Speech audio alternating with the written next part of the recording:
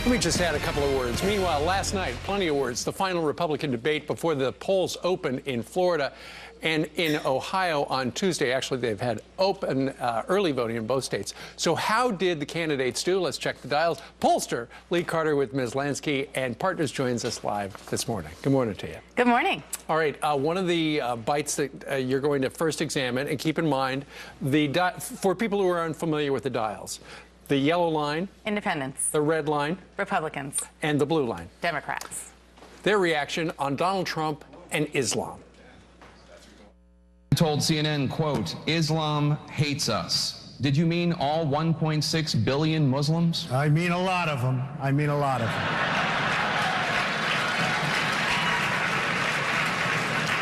Do you want to clarify the comment at all? Well, you know, I've been watching the debate today, and they're talking about radical Islamic terrorism or radical Islam, but I will tell you there's something going on that maybe you don't know about, and maybe a lot of other people don't know about, but there's tremendous hatred, and I will stick with exactly what I said.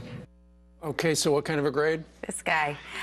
They gave him a B+ overall. They love Donald Trump. He is just honest to the point. I say Donald Trump's ABCs of answering. He answers the question. He's brief, he's clear, and people like it. And he doesn't back down. People love it. He's strong. Right, and the independents and the Republicans were in tandem, which, as you have pointed out before, is important. Meanwhile, here's Marco Rubio on being politically correct.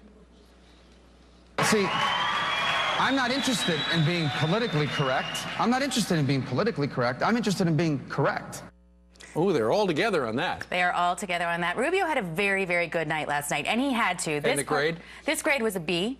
This was the beginning to an answer that he went off the charts here. He was strong. He was solid. He brought Republicans, Democrats, and independents together, and we rarely see that. It was a very, very good night for Marco Rubio. He's going to be with us in about 5 minutes. Meanwhile, Ted Cruz, here he is, talking to the audience.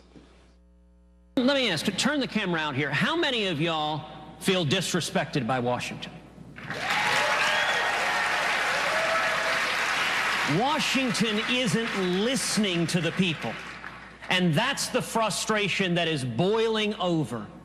And we need to nominate and elect a president who remembers he works for the people. And that got An A. This was the moment of the night. Now, surprising to me because we've seen this before. We saw Chris Christie do it. Remember, he has like turned the camera around. Sure. We saw Trump do it.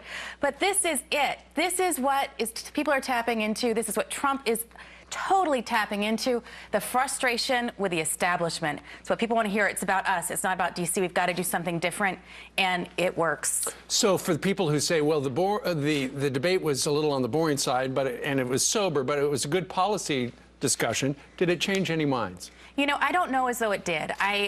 We heard from voters last night, and it varied. We said, you know, it's time that we had a policy discussion, to people saying it was a snore fest. I've had enough of these guys, and I've already made up my mind.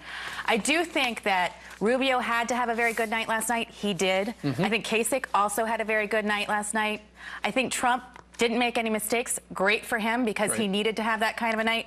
Cruz, on the other hand, I don't think he had that great of a night. He did have that moment, but overall, the comments weren't really going crazy for Cruz. So. All right. Interesting analysis. Yeah. Thank you very much, Lee. Anytime.